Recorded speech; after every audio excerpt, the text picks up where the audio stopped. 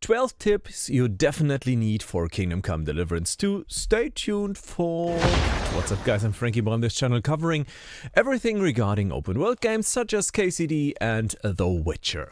So tip number 1 is regarding the life bar, and maybe you're a veteran and played KCD 1, you likely already know, but this purple bar right here, that's the life bar of the enemies. Yep. I couldn't believe it myself because I played through all of KCD 1, through all of KCD 2, and now I know. Yeah, after hundreds of hours in those games, I finally noticed it is that bar. Please note, it is only available for enemies in fight with you. So if they are running away from you, they're even not showing that. So that wolf was not facing us anymore. Yeah.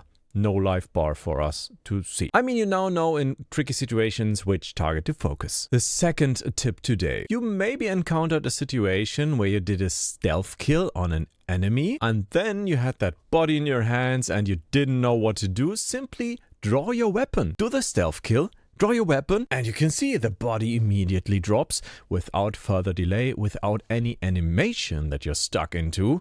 Super handy tip for stealth gameplay in my opinion. Tip number 3 regarding lockpicking.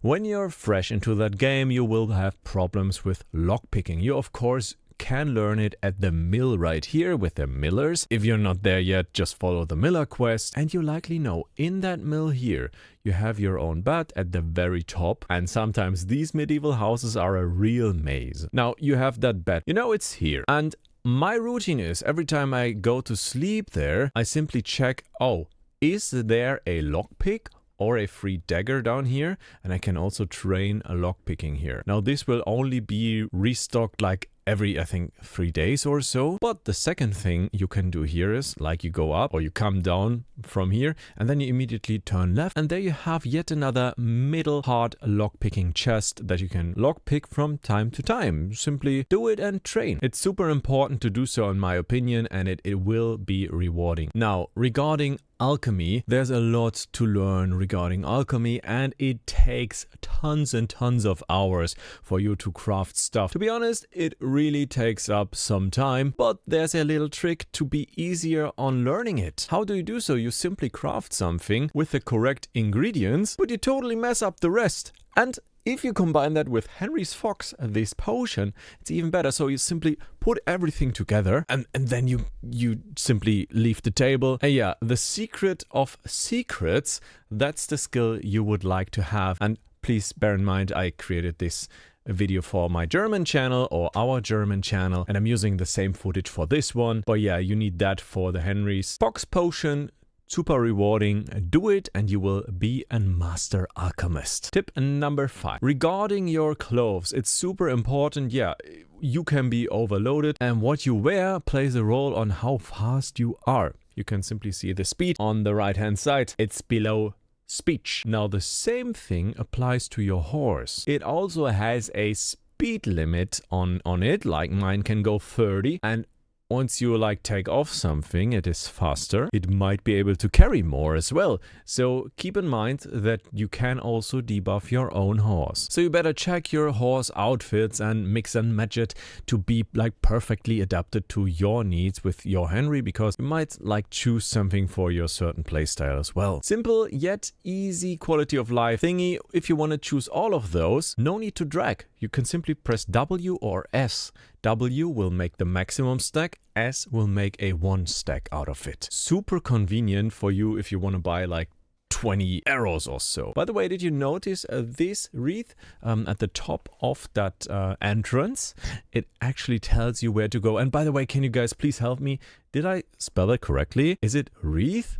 Because I think it's written wreath, but obviously I misspelled that. Yeah, but simply pay attention to that, and if it's there, it's your room. You can not only see it by the save and sleep, but it's also available with that flowerish circle. Say anything wrong with that one. Now, saving options. Tip number 10. There are a lot of saving options. Escape, save and exit Awesome, you can do it. You have the potion, you have the bathhouse, you have the beds, as well as quest progress, so a lot to choose from for safe games. Sometimes dogs get aggressive at you. Get the dog friend perk in the dog tree, in the skill tree, and the other dogs will not bark at you anymore when you're stealing something from the owner's houses. Oh, and by the way, this is Jonas, my employee and friend from my team. Regarding that dog thingy again, you can also drop food for them and they will consume the food and leave you alone if you're not in that comfortable situation that you have this skill already. Now, Joseph's pickled cabbage, you can get that one in that game and it is buff food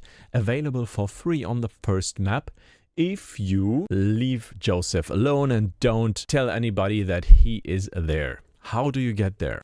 It is quite simple, yet you have to find him and don't tell anybody. So southern from Zemin and western from Nebakov, eastern from the Millers. Here you can see it's directly southern from Zemin.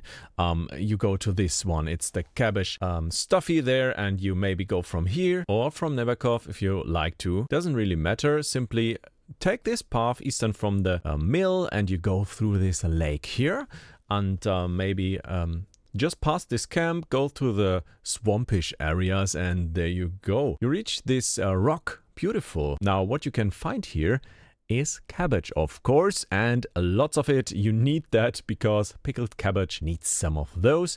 And here's Josef, sauerkraut Josef, which is the most German word I ever heard in my whole life.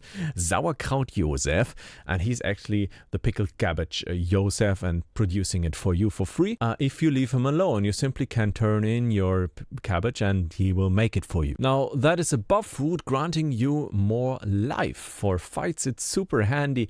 In general, it's extremely handy to have that, and you will then outpass the enemies with your own life. Because, yeah, I don't have a life right now. I play Kingdom Come Deliverance 2 all the time, and it's all I can think about. I got a lot of short form video guys on this channel up as well. I hope you're not angry with me that the text is in German, but I guess you got the point and I made it clear, right? I think especially that body dropping tip, I use that all the time since I know it, as well as of course as the life bar. That's super handy in my opinion, and yeah, once you know it, you will use it all the time, especially when you're in like a story mission where you have to flee or something or hide. It's extremely nice, and you will love it as well if you used it. I mean, the body drop looks weird as hell because it's just simply collapsing, and yeah, it looks weird, but you can use it. And it's handy. Now, hopefully you guys learned something today. If so, I would be super happy to welcome you on this channel permanently with a subscription. It is free on YouTube and you're more than welcome here. Thank you so much for tuning in, and maybe also check out this video that could help you as well as this one on the other hand side. Kingdom Come Deliverance 2 is the best game of 2025 so far and the best game I played in the last years as well. I'm curious if Assassin's Creed Shadows can actually beat that.